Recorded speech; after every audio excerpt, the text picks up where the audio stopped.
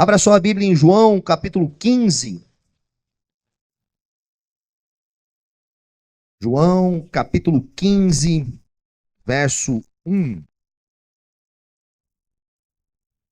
Chega dia 31, nós começamos a fazer planos, não é verdade? Alguns sim, alguns não. Eu não fiz nenhum plano. Na verdade, eu estou quebrando a cabeça nesse sermão aqui faz uma semana. Meu plano era entregar o sermão para vocês hoje. Se isso der certo, né, nós estamos em dia. Mas eu já havia separado esse texto já há umas 2 semanas já, que eu já, geralmente na virada do ano, né, a gente às vezes está pregando uma série específica, mas é um momento oportuno para talvez pregarmos uma mensagem para a igreja, para nos auxiliar a entender um pouquinho como foi o nosso ano e o que também nós desejamos para o próximo ano.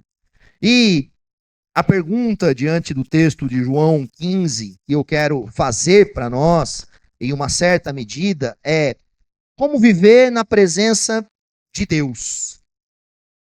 O que é a presença de Deus?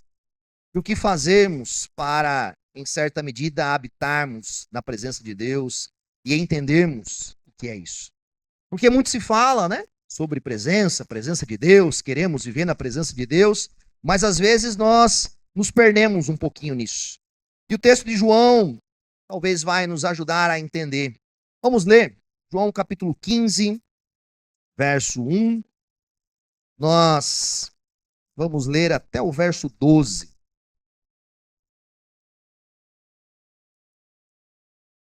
O texto bíblico diz assim para nós: Eu sou a videira verdadeira, e meu pai é o agricultor.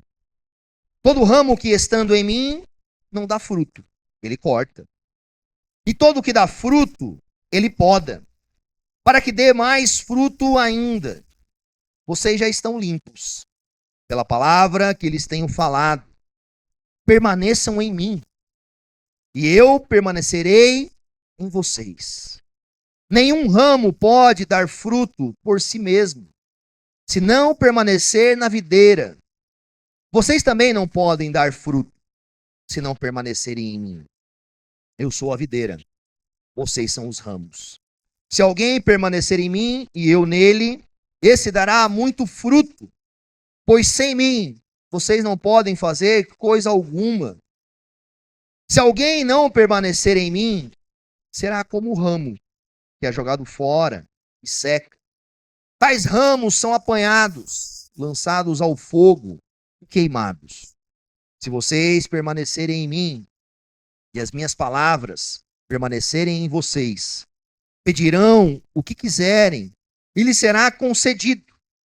Meu Pai é glorificado pelo fato de vocês darem muito fruto, e assim serão meus discípulos. Como o Pai me amou, assim eu os amei. Permaneçam no meu amor. Se vocês obedecerem aos meus mandamentos, permanecerão no meu amor, assim como tenho obedecido aos mandamentos de meu Pai, e em seu amor permaneço. Tenho-lhes dito essas palavras para que a minha alegria esteja em vocês e a alegria de vocês seja completa. O meu mandamento é este: amem-se uns aos outros como eu os amei. Feche teus olhos mais uma vez, vamos orar juntos. Santo Deus, nós pedimos a Ti auxílio, que o Senhor nos conduza a entendermos como podemos habitar e permanecer na Sua presença. Não desejamos apenas uma adoração sazonal, como num dia 31, num dia de Páscoa, ou num dia de Natal, mas queremos viver junto com o Senhor e permanecer junto ao Senhor em todos os dias da nossa vida. Ajuda-nos, Senhor, a entendermos que o texto fala e a vivermos para a Tua glória, como o Senhor deseja. Esse é o nosso pedido e a nossa oração, no nome santo de Jesus. Amém e amém. Jesus está falando com os seus discípulos.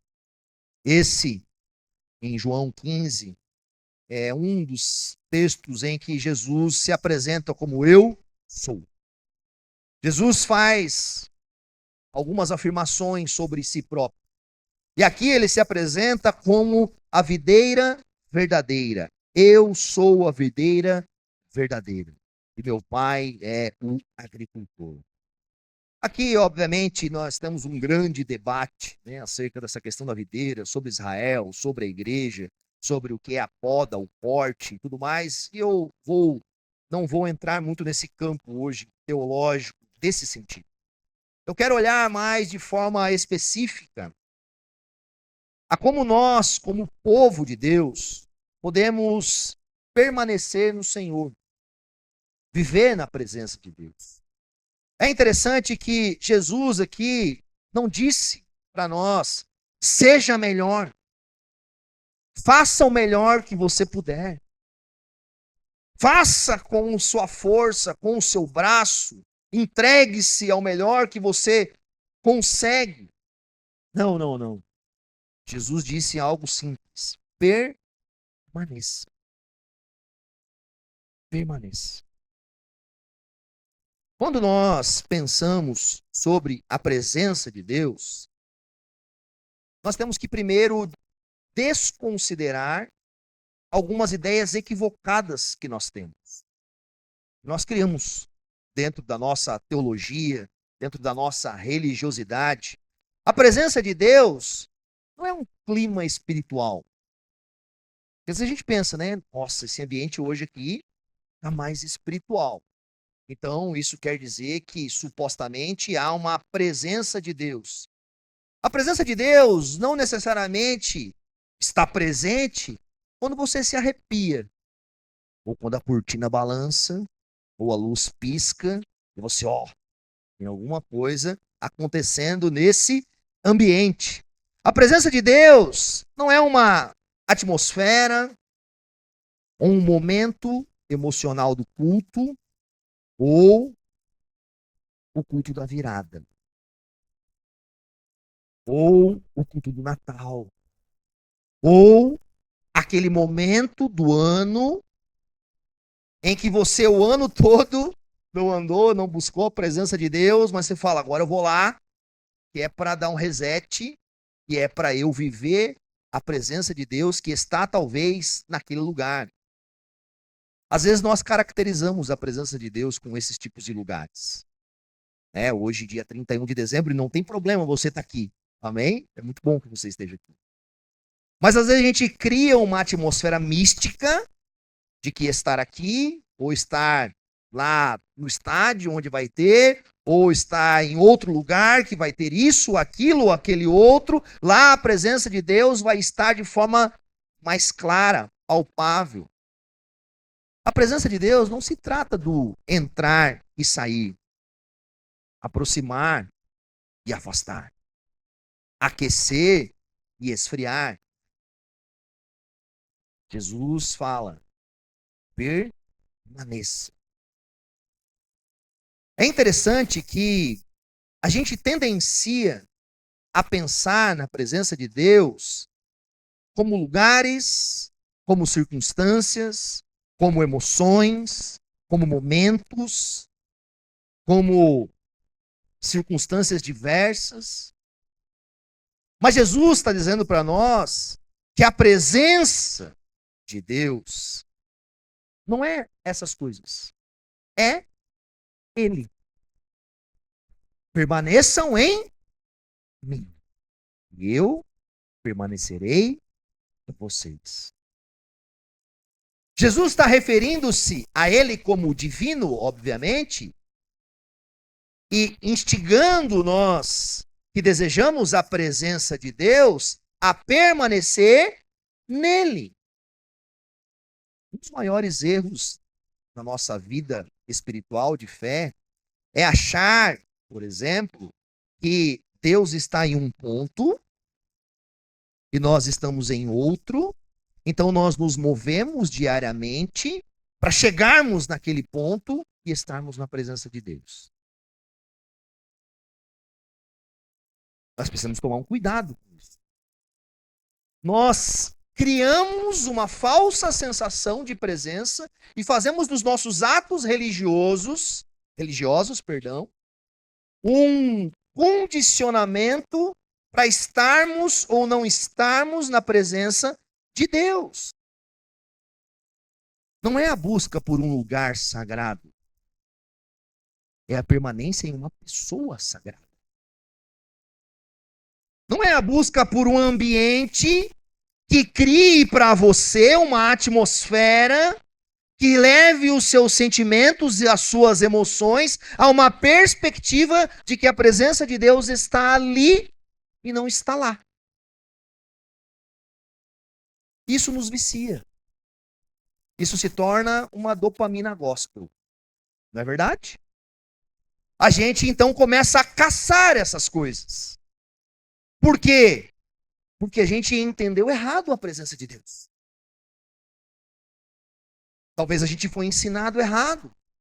Talvez a cultura nos levou a isso. Talvez as nossas experiências, que não são ruins, amém? Não são ruins. As suas experiências são boas. Você tem experiências com Deus. Eu, várias vezes, choro, dou risada, me entristeço. Vejo o Senhor em tantas coisas. E isso são momentos de experiência, que eu tenho convicção que é parte de estar com Deus. Mas isso não quer dizer que a presença de Deus é somente isso. Esse é o motivo porque muitos cristãos passam anos da sua vida e momentos da sua fé cristã frustrados. Por quê? Porque eles associaram de que a presença de Deus está no arrepio, está no sentimento, está na música, está na emoção, está na circunstância X, Y, Z, e quando essas coisas não se repetem, talvez a presença de Deus não está lá.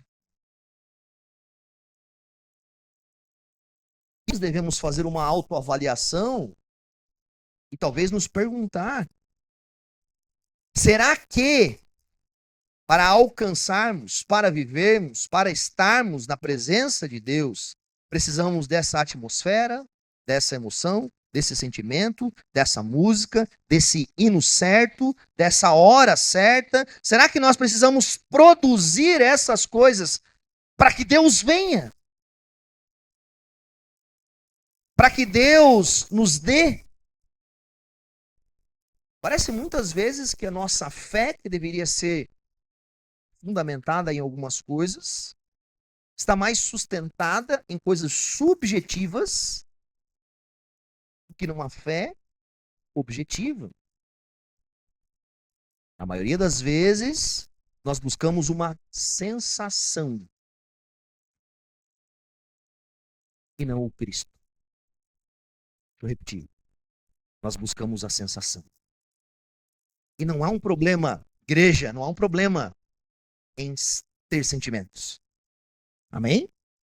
Eu não estou aqui pregando contra as emoções, contra os sentimentos, até porque nós somos seres emocionais, sentimentais. Temos essas coisas em nós, produzidas e dadas pelo próprio Deus. Mas essa busca por sensação nem sempre é coerente com o que Jesus fala, de permanecermos nele como uma unidade plena, em um relacionamento construído não por emoções, mas por estarmos ligados à videira. A presença de Deus refere-se a Cristo habitando em nós e nós habitando nele. Permaneçam em mim e eu permanecerei em vocês. Não é algo que sentimos primeiro. É algo que cremos primeiro. O sentimento vem depois. O sentimento, a emoção, as experiências é fruto ou devem ser fruto do que cremos. Você não entra na presença de Deus pela emoção. Você entra pela fé. O justo viverá Pela fé. A fé no Cristo, que é a videira verdadeira, é o que produz em nós o ambiente, a circunstância de estarmos na presença de Deus. Não pelo quanto nós nos sentimos ou não sentimos mais espirituais, mas pelo quanto nós cremos que, pela fé, estamos em Cristo. Arrepiando ou não. Emocionando ou não. A nossa teologia fragmentada nos leva a ter a ideia de que nós vamos até Jesus. Que nós, de alguma forma, nos movimentamos para ir até Ele e fazer algo. Espera lá, olha o que o texto está dizendo. Eu sou a videira verdadeira.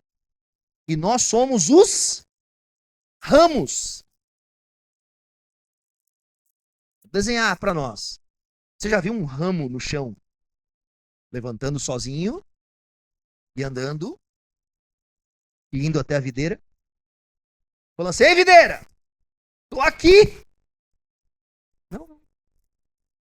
O ramo nasce da onde? Da videira. Meu pai é o agricultor. Às vezes a ideia que nós criamos de ir até Jesus e fazer condições para que a presença aconteça não combina com o texto. E eu não estou dizendo que a gente não deve vir a Cristo, obedecer a Cristo, amar a Cristo. Não estou falando isso. Eu estou falando da presença de Deus. A presença de Deus em que Jesus está falando para nós é que não é que nós a todo momento precisamos construir através da nossa força, do nosso esforço, do nosso mérito, da nossa meritocracia, para que nós, então, falar, hoje eu estou na presença de Deus. Meu caro, meu amigo, você não tem força para isso. Primeiro, que você não é o agricultor. E segundo, que você não é a videira verdadeira. Você é o... E o que Jesus fala para que o ramo faça? Permaneça.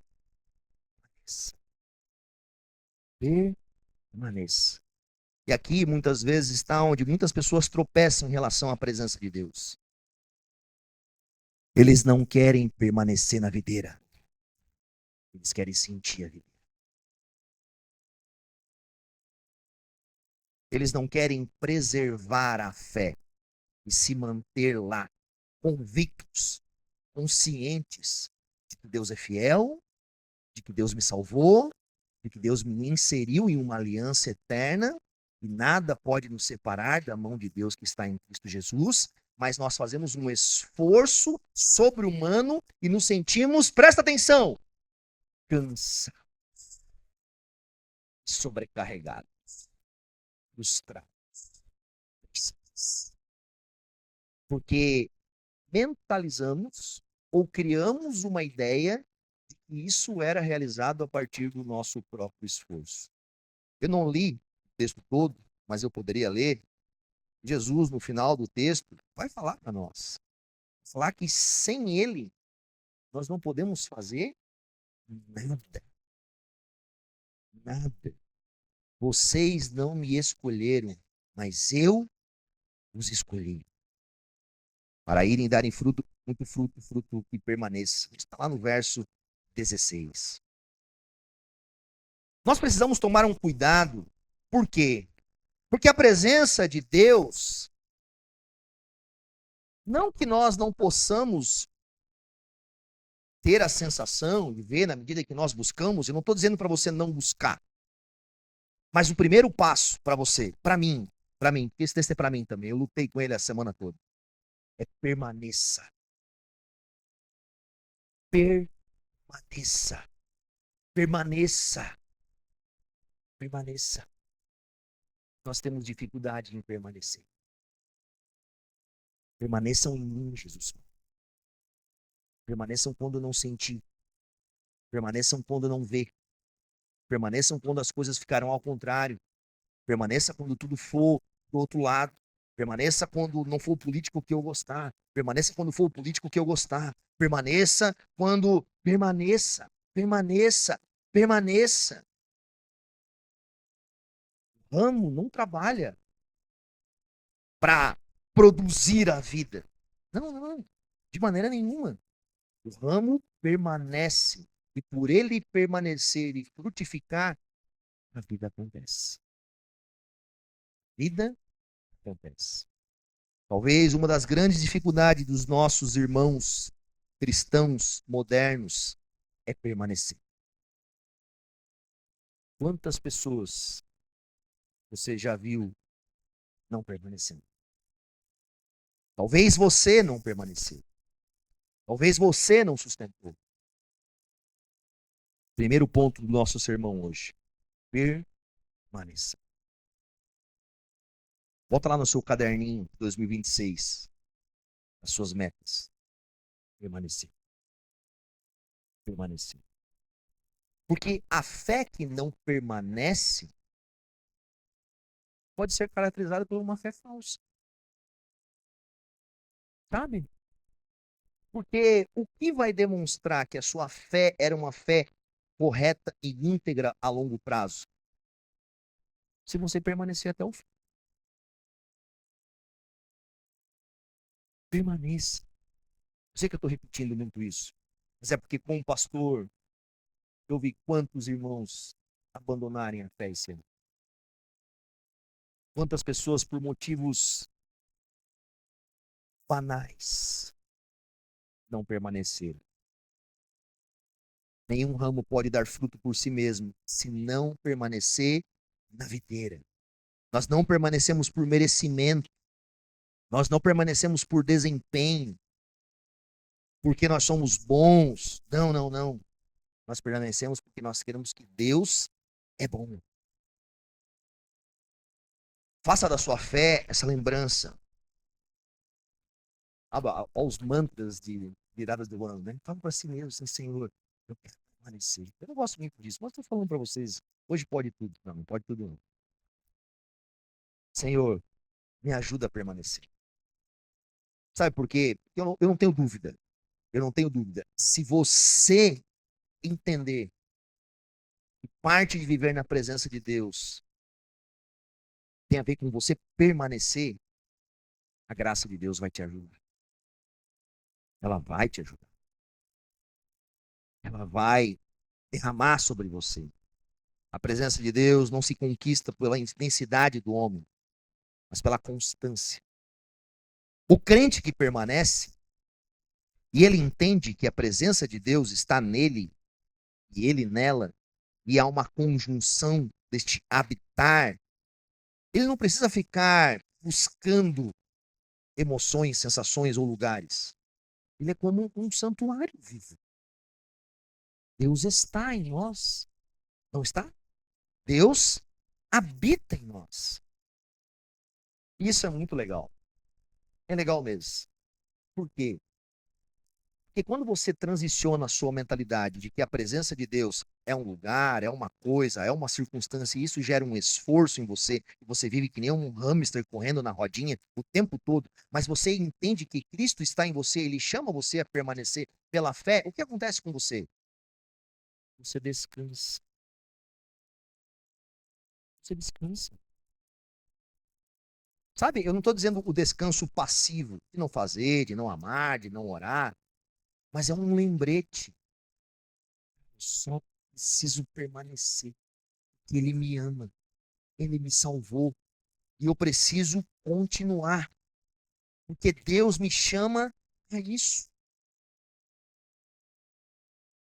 Um outro ponto muito importante para nós, sobre andarmos na presença de Deus nesse ano. Jesus Cristo fala para nós: se permanecerem em mim e as minhas palavras permanecerem em vocês. A presença de Deus ela não se manifesta ou se realiza apenas pelos sentimentos, pelas emoções, pelos lugares. Mas ela é enraizada em nós e traz um entendimento da vida de Cristo em nós através do quê? Através da palavra. Você precisa permanecer na palavra. Muitos querem sentir Deus, mas não querem ouvir a palavra. Não é verdade? A gente quer as coisas de Deus. Queremos a presença, mas não queremos a voz. Queremos a presença de alguém, mas a gente não sabe o que ele está falando. Queremos de Deus em todo momento, mas queremos a palavra só em alguns. Você percebe como é incoerente? Como não faz sentido? Como parece que está errado. Deus governa e manifesta a sua presença através da sua palavra. Quando nós permanecemos na palavra, nós permanecemos aonde? Na presença. É interessante porque isso é muito comum no meio evangélico. Muito comum. Se eu tiver errado, você atira a primeira pedra. O crente se afasta da palavra e aí ele começa a criar subterfúgios para obter uma suposta presença. E aí ele pula, ele enfim, sobe na parede, aí ele faz as coisas malucas.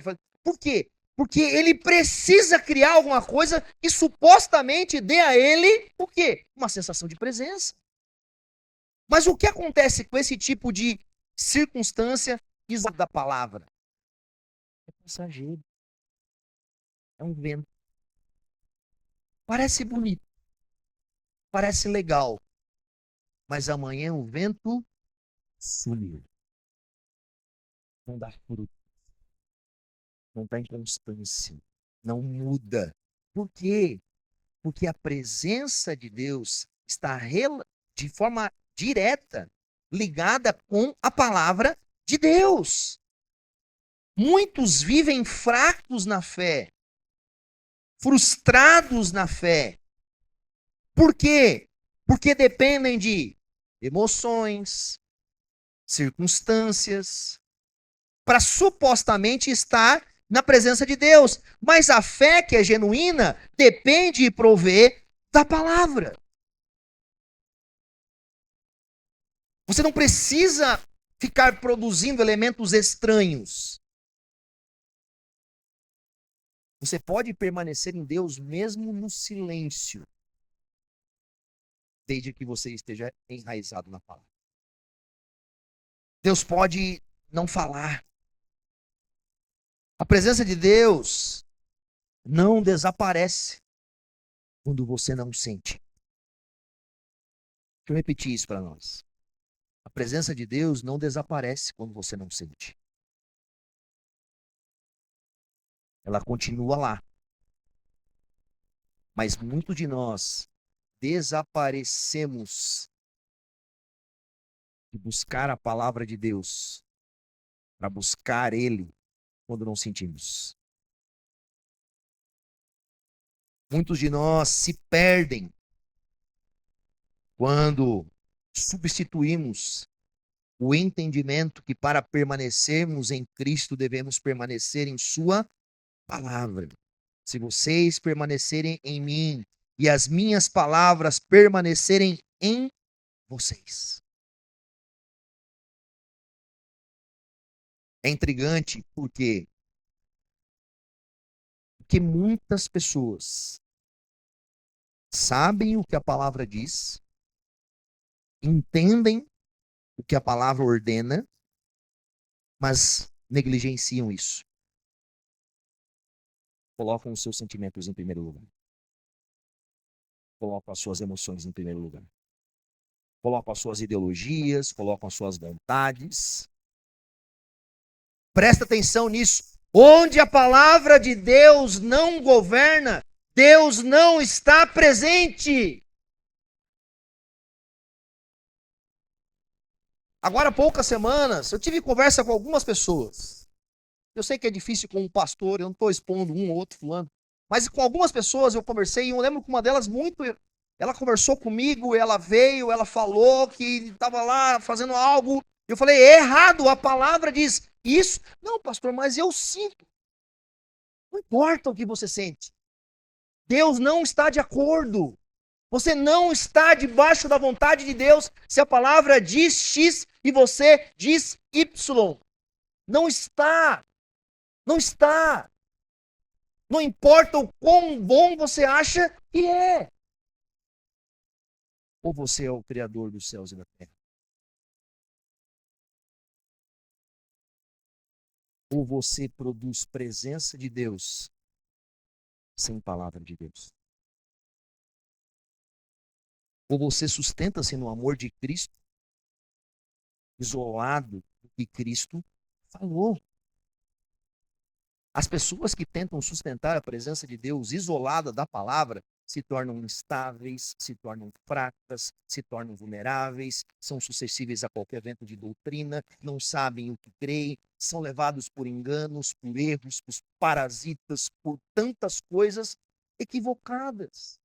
E elas, no afã de quererem viver na presença de Deus, vivem tristes, vivem deslocadas, não sabe sustentar a sua fé. A presença de Deus não é real na sua vida quando a palavra de Deus não é real na sua vida. Não é. Hoje a gente está brincando de palavra de Deus. Sabe? Meu irmão, se você quer olhar para o ano de 2019, eu quero viver mais na presença do Senhor. Se você não colocar a palavra de Deus como um fundamento para isso, você não vai viver na presença do Senhor. Não vai. Eu não estou amaldiçoando você. Aliás, é a Bíblia que amaldiçoa aqueles que não seguem e submetem-se à palavra de Deus. Não eu. A Bíblia fala isso. A presença de Deus é sustentada por aquilo que Deus diz e não por aquilo que nós dissemos. Nós podemos dizer muitas coisas, muitas coisas, mas verdadeiramente para habitarmos na presença de Deus, termos um meio de permanecer em Cristo, nós precisamos da palavra. Nós precisamos da palavra. Não existe permanência, não existe presença de Deus sem permanência. E não existe permanência sem palavra. Amém? Não existe presença de Deus sem que a gente permaneça. E não existe permanecer sem sustentar da palavra. E Jesus fala em relação a isso.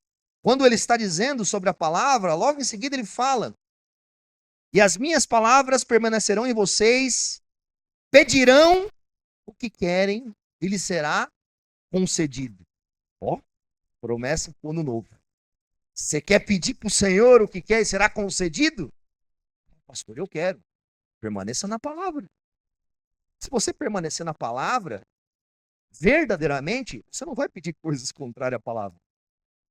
Se você permanecer na videira verdadeira como um ramo genuíno, o que você vai desejar? Você vai desejar o que o ramo produz, a seiva, que dá a nós o alimento. Assim como a palavra é o alimento, a nossa oração agora está relacionada com isso. Habitar na presença de Deus todos os dias é escolher diariamente a voz de Cristo e colocar o nosso coração para ouvir ao Senhor. Eu não vou nem perguntar como foi o nosso ano de oração. Mas a oração está conectado claramente com o entendimento da presença de Deus. Se nós fazemos todo um ritual religioso e achamos que temos que ir lá, ou isso, ou aquilo, ou produzir isso, para ter um momento de oração específica, isso vai se tornar um fardo. A oração para o crente que permanece É o ar que ele respira. Ele está todo o tempo falando com Deus. Ele está todo o tempo buscando o Senhor. Porque ele vive na presença de Deus. Não é um esforço para ele, é uma necessidade. Não se torna algo obrigatório, pesado. Ele ora porque ele permanece, porque ele conhece o Senhor, porque ele ama o Senhor, porque ele tem desejos para com o Senhor. Isso naturalmente leva ele a orar, leva ele a se expressar, leva ele a buscar. Quando nós desejamos viver na presença de Deus, a oração não se torna uma dificuldade, um enigma, um grande problema. Ela se torna, para alguém que é dependente, que está conectado à videira, se torna algo constante. Nós expressamos os nossos sentimentos diante de Deus. A oração do que permanece não é uma oração que vai alcançar tal lugares. Não, não, porque o que permanece está na presença de Deus. E quando ele ora, quando ele fala, Deus está com ele. Deus está com ele. Deus está habitando nele. Deus está vivendo com ele e ele está vivendo com Deus. E assim a presença de Deus se torna diária, constante, dependente. O homem que permanece, o homem que valoriza a palavra de Deus, naturalmente é alguém que continua em oração. Mas aquele que permanece, aquele que não permanece, que abandona, dificilmente ele vai buscar o Senhor. Aquele que não conhece a palavra, e não conhece o que Deus diz na palavra, e não se esforça na palavra, dificilmente ele vai orar ao Senhor. Porque não vai ter sentido para ele essa realidade. No começo do texto, fala que todo ramo que estando em mim não dá fruto, ele corta, e todo que dá fruto, ele poda, para que dê mais fruto ainda. Sobre a crise de Deus cortar, né? Aqui a gente poderia ter 1, 2, 3 apresentações sobre isso. Algumas pessoas pensam que perde a salvação ou algo disso. A ideia, para mim, muito clara, é que todos os seres humanos, independente se são crentes ou não, em alguma medida, né, eles foram criados por Deus. Foram criados por Deus. Mas muitos não estão nele. E por não estarem nele, por não o amarem, e isso não apresentar frutos em um momento específico, Deus. Nós vamos olhar para a poda. Porque a poda é algo extremamente interessante e muitas vezes nós ignoramos. Hoje eu estava assistindo alguns vídeos de pessoas que cuidam de videiras, né? E por que eles podam uma videira? Geralmente você tem ali um galho de uva, aí você tem aquele cacho onde está nascendo, e aí começam a surgir galhos do lado, ou folhas, ou algumas coisas que vão impedir que aquele cacho de uva, ou que aquele galho, ou com aquela estrutura, dê mais frutos. E aí, então, o que o agricultor vai lá e faz? Ele vai cortando. Ele vai podando. Ele vai tirando aquilo que talvez são impurezas, que vai impedir de frutificar a mais. E Deus faz isso conosco. Nós não gostamos da poda. Não é verdade? Nós não gostamos quando Deus toca em áreas da nossa vida. Quando Deus se aproxima de nós e mexe em algumas circunstâncias que não são legais. E aqui são palavras subjetivas, mesmo. Às vezes uma amizade, às vezes um trabalho, às vezes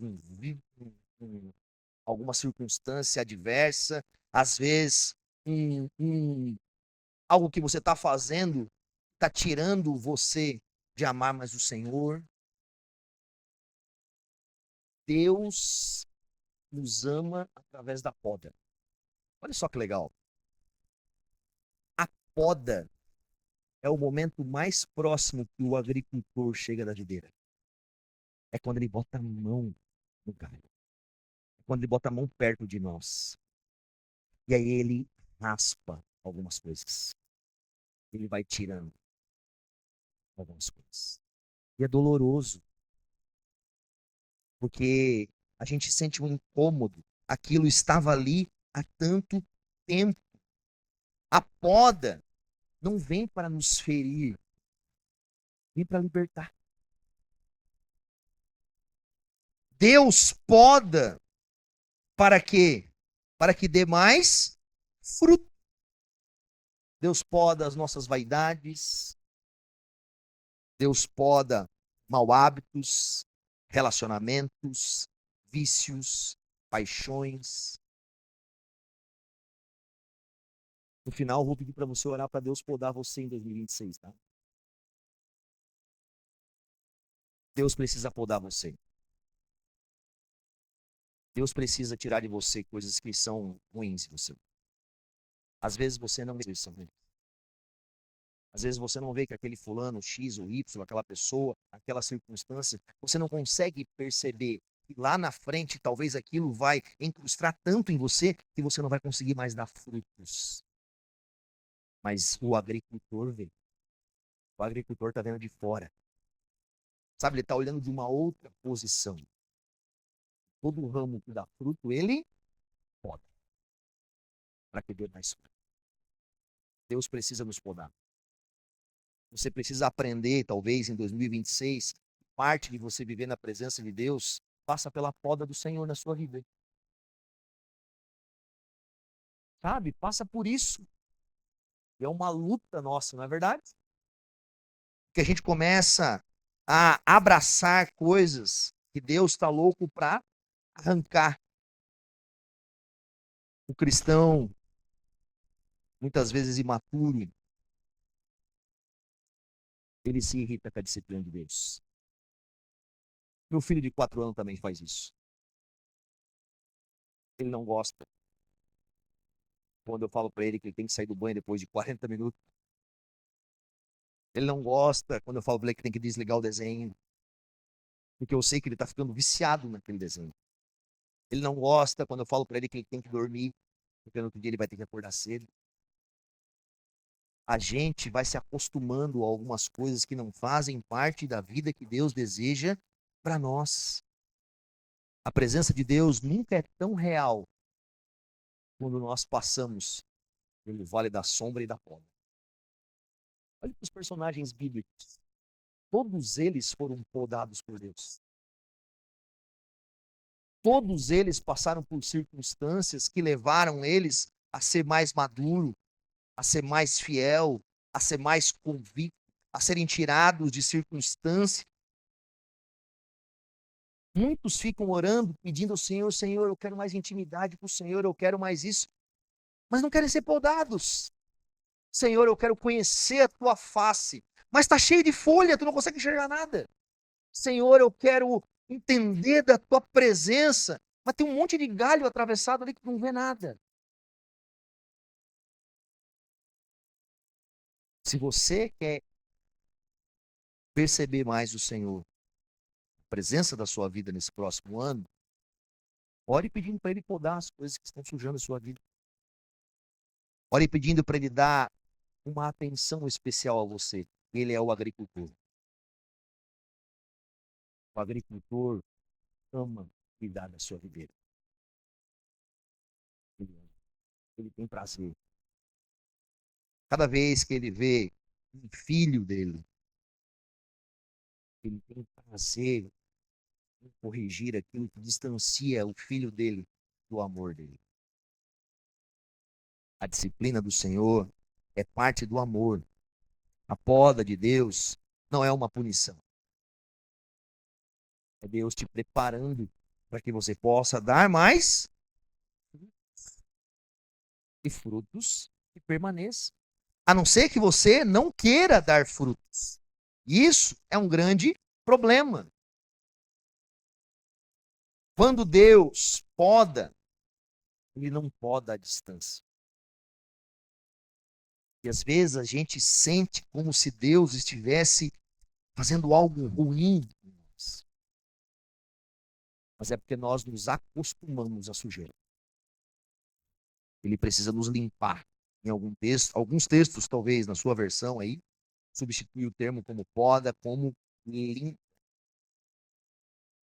Jesus fala para nós que nós devemos permanecer em seu amor. E isso acontece por um meio: se obedecerem aos meus mandamentos. Permanecerão em meu amor. Obedecer. Ninguém verdadeiramente cresce na compreensão da presença de Deus se não obedecer. Deus rejeita os orgulhosos, mas concede graça aos humildes. Quem deseja habitar na presença de Deus precisa ter ação. Ação. Precisa transformar os desejos. Eu quero. Eu gosto, eu tenho. Não, eu quero muito para esse ano. Ok. Tem que praticar. Sabe, no momento que te oferecerem algo que vai contra a vontade de Deus, não. Eu amo o Senhor Jesus Cristo. Então eu vou permanecer e eu vou obedecer aos seus mandamentos. Permaneçam no meu amor. Se vocês obedecerem aos meus mandamentos, permanecerão no meu amor. É intrigante, por quê? Porque muitos cristãos associam a presença de Deus a algo muito subjetivo. Mas a presença de Deus não é para que nós sejamos visitantes. Né? Talvez você é um visitante hoje da igreja. Ou é o único culto do ano que você veio. Nem sei se é você, amém? Mas muitos vivem desse sentido. Não, de maneira nenhuma. O Senhor deseja que nós sejamos constantes. Mas esse caminho constante passa por obedecer aos seus mandamentos. A obedecer a sua palavra. Seja o seu sim, sim, e o seu não, não. A vontade de Deus para nós não pode ser algo que a gente joga sorte com ela. Hoje eu faço, amanhã eu não faço.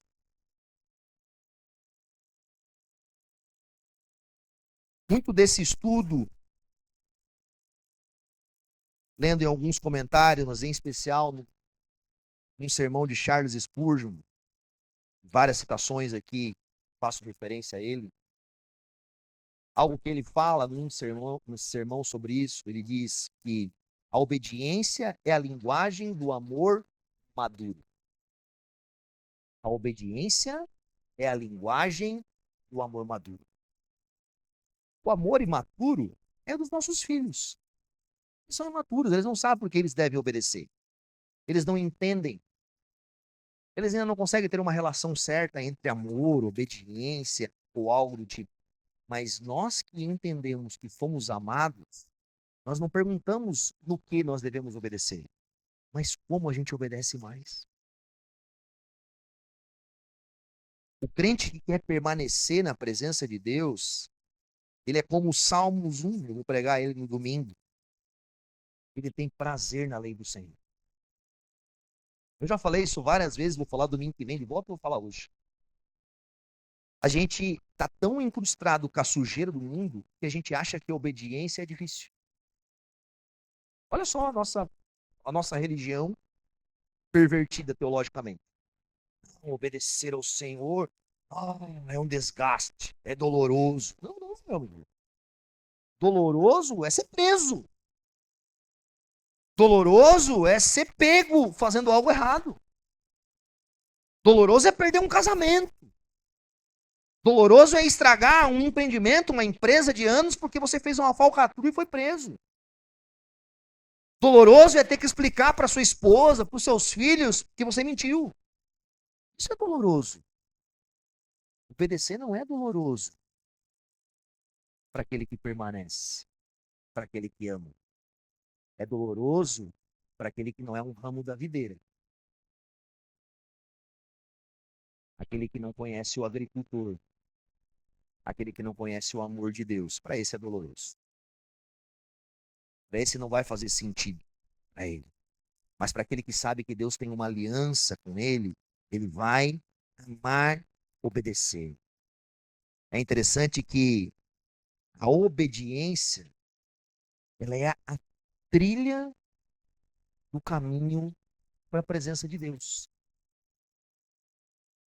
Se nós desejamos a presença de Deus, mas invariavelmente desobedecemos e vamos para outro caminho, para onde a gente está indo?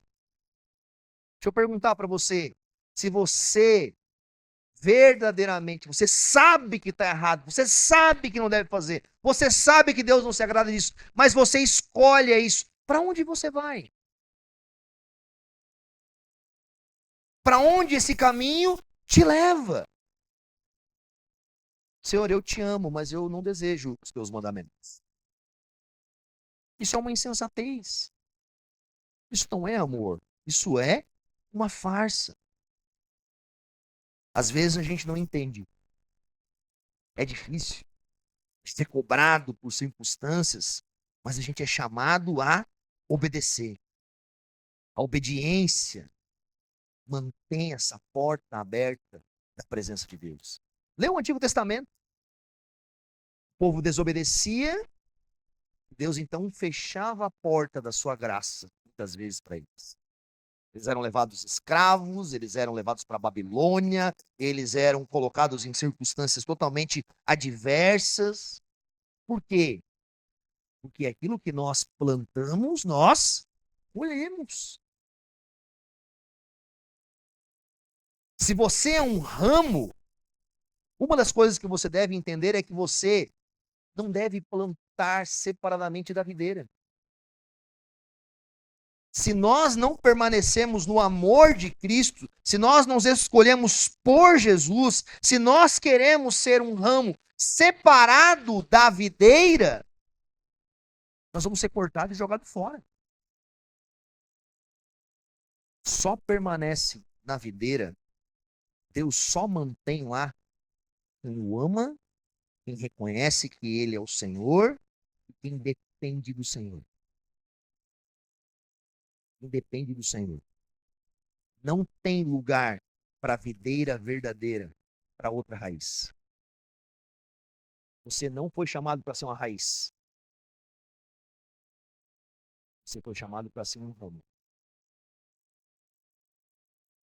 Você não é o agricultor. Por mais que você ache que você é, porque você é insensato. Você acha que você é criador, você acha que tudo depende de você, você acha que não precisa prestar conta para ninguém, você acha que não precisa. Não. Você pode viver assim. Mas você não pode reclamar.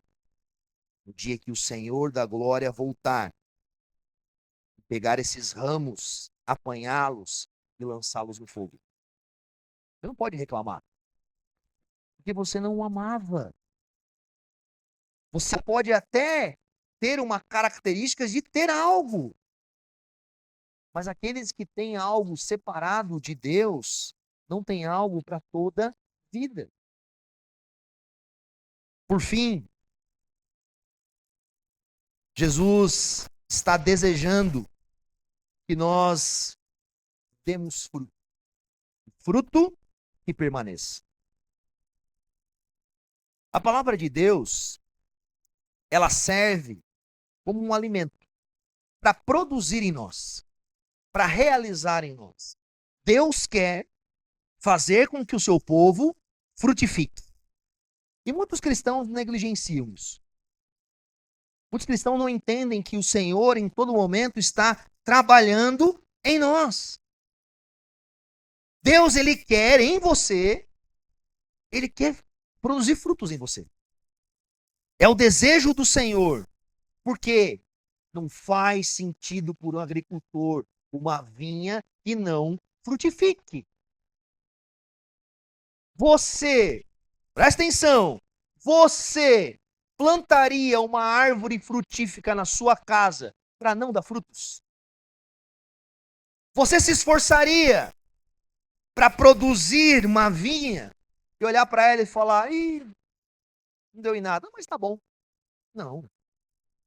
O desejo do Senhor é que a gente frutifique. Mas a pergunta para você: é o seu desejo também frutificar? Dar frutos de paz, justiça, alegria, amor, paciência, amabilidade, domínio próprio, perdoar as pessoas, andar mais uma milha. Você deseja ver os frutos do Senhor na sua vida?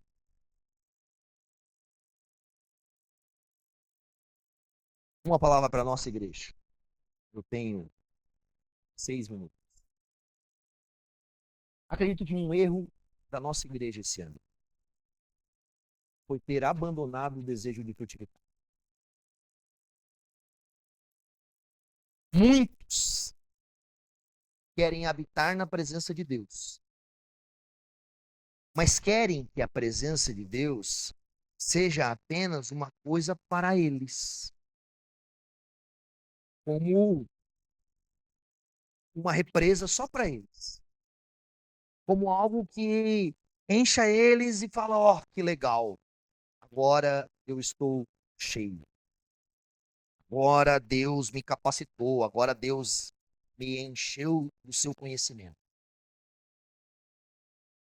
Mas o que o Senhor está ensinando para nós é que a videira, ela produz frutos e ela frutifica.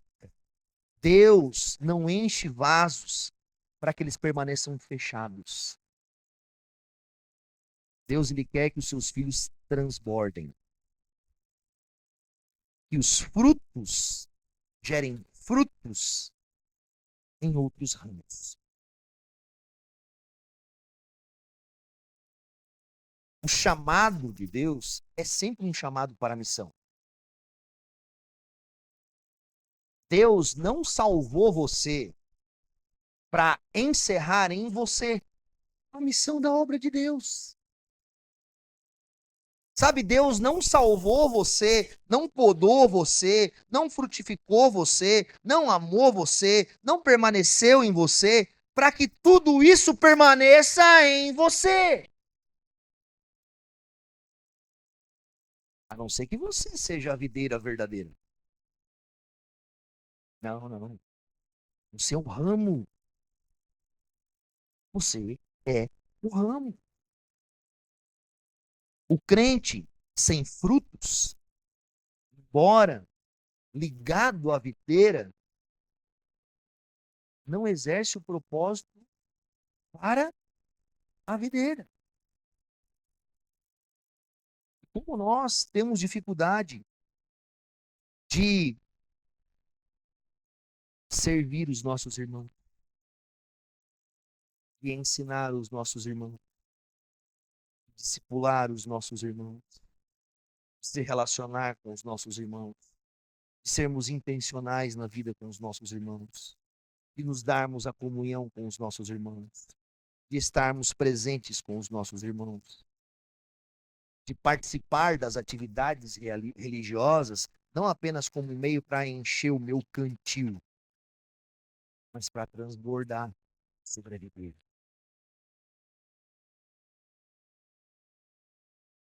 A pergunta a você em relação a isso: será que você entendeu que Deus salvou você, fazer de você um testemunho vivo para Ele?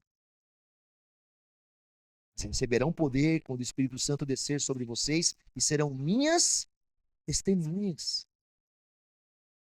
Minhas testemunhas. Muitos cristãos estagnaram na fé, pararam na fé, endureceram-se na fé, porque pararam de produzir frutos.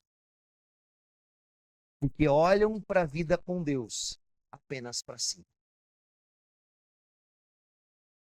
Não. Querem sentir Deus, mas não querem que os outros conheçam a Deus através da sua própria vida. Querem a presença de Deus, mas não querem que a presença de Deus encha toda a terra. Querem a salvação para si, mas não querem a salvação para os seus familiares, para os seus amigos. A presença de Deus não é algo para ser única e exclusivamente guardado em você.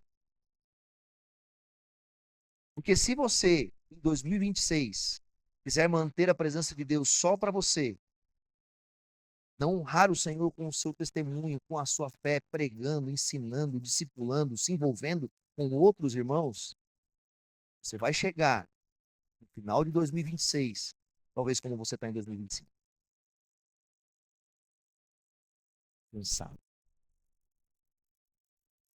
Uma das coisas que nos faz alegres, Jesus fala no verso 11, diz assim: tenho-lhes dito essas palavras para que a minha alegria esteja em vocês e a alegria de vocês seja completa. O meu mandamento é este: amem-se uns aos outros como eu os amei.